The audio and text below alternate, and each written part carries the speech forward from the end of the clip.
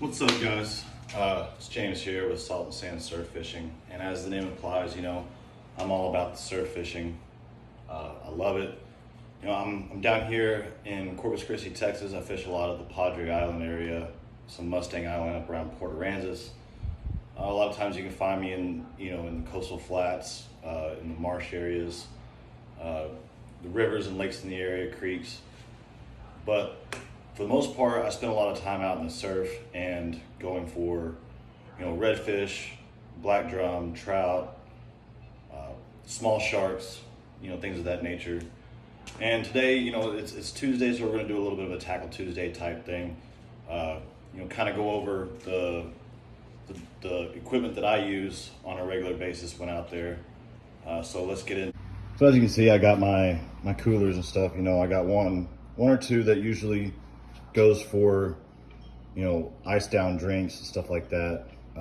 Keep one for, catches, whatever it may be.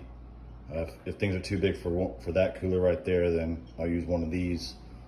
But, right here I got one of my handmade pompano rigs. This one was actually, a sheep's head rig. Yeah, this one's a sheep's head rig. The top hook area is supported with a float. I took a 98-cent flip flop from Walmart and just cut a little circle out, sanded it all down to make it a nice edge and everything, and just took a drill actually and put a hole in it so I could put the line through and everything. Pardon my nails, they're a little dirty. And for those I use these little 1/0 live bait hooks. These laser sharps are, they're pretty cheap for a pack of 8. I think it's like $2 or something like that.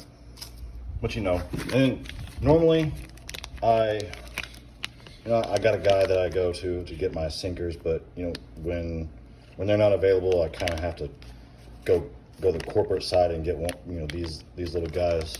I don't really like using those. That's why that one's still in the package there. But onto my rods and reels here. I got my Penn Fierce 6000. This is the original Fierce, but it's still in really good shape. I haven't really used it a whole lot. I have, but recently. I keep it well maintained, and usually I put that on a Prevail 2. I usually keep it on this Prevail 2 rod, 9-footer. And I got this old janky Cast King 6000. As you can see, I've only had this for a year, and the finish on it isn't that great. You can see it's flaking off in my hand, but it's loaded with 50-pound Power Pro. I like using this one in the surf, even though it's got the big braid on it. That's just for my own assurance, just in case something big gets on there. A lot of times I use this one for jetty fishing, because believe it or not, this Cast King is really durable, and it's held up to some big fish. On the Fierce here, I have 30-pound Power Pro Blue. It's pretty stained. I've used it in the creek and stuff. Got a bunch of dirt on there that needs to flake off. And then I have my Penn Battle 3 DX 8000. This thing is my workhorse. It's loaded with 50-pound Power Pro. I've used this one to catch gar, redfish, sharks, and most of the time it's on my Mad Catz Surge 10-foot. That's usually what it gets mounted on, but again, they're all interchangeable depending on what area I'm going to be fishing at, what length of rod I need to use or feel like using and stuff like that. And then I just got this one in. This is the Shimano Bait Runner 12,000D. I got this one on a trade. I traded off a Battle 2 5000 that I really don't use. It was mainly for catching like bait fish and stuff like that. But this one, I'm gonna get it re-spooled. I may just splice in to the existing line here and just pack out the rest of the reel. I'm not sure yet. It looks like it has maybe 30 or 40 pound braid on it, but again, it looks pretty old, so I'm not really going to trust this too much. It is mounted on a 10-foot. Let me check out the brand on this. 10-foot beach runner. Let's see. Doesn't really tell me the power, but it's rated for 2 to 5 ounce lures, 15 to 30 pound line. So I mean, it's okay. It's got some flimsy action and everything, but for the most part, it's good. I would show you my tackle box, but it's a mess right now. I really need to get in and sort it all out, get it ready for the next trip, which is probably going to be this weekend. So for those of you who don't know, there is a alligator gar tournament this weekend sponsored by, I don't know who all the sponsors are, but it's being hosted by my good buddy, Captain Eric Hernandez with Making Memories Guide Service and Team Relocos.